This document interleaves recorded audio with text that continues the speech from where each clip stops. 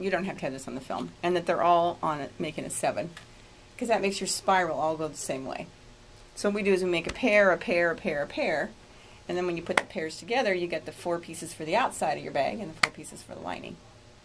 Cool. If you have thicker fabric, you don't even have to put the fusible on there. Okay, so you can do this by sewing machine or serger just as well. You just wouldn't be able to make your fancy ties, but you could use cord or whatever else you wanted to for them, so it's really easy. This corner technique, I think, that I want to show you today, this corner is something that I learned from a baby lock educator. I think her name was, I think it was Margaret Tolley that showed this, and it's a great way to turn a corner with piping, or when you're pivoting a corner and you need to snip the fabric and it's really hard to figure out where to snip it. So what we're going to do is I'll show you this cool little angle thing with the way you put your scissor on the corner that helps you cut it perfect every time. I'm just set up for a normal 4-thread serge, and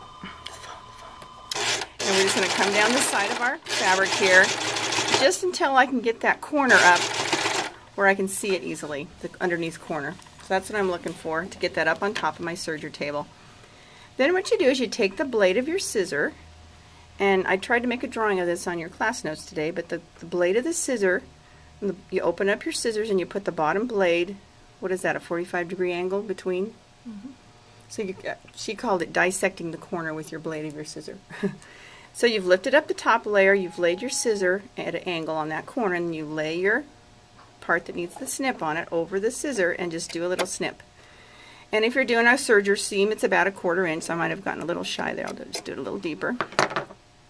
Now what you can do is just pivot this top piece out of your way, and it makes that snip exactly where you need it to be.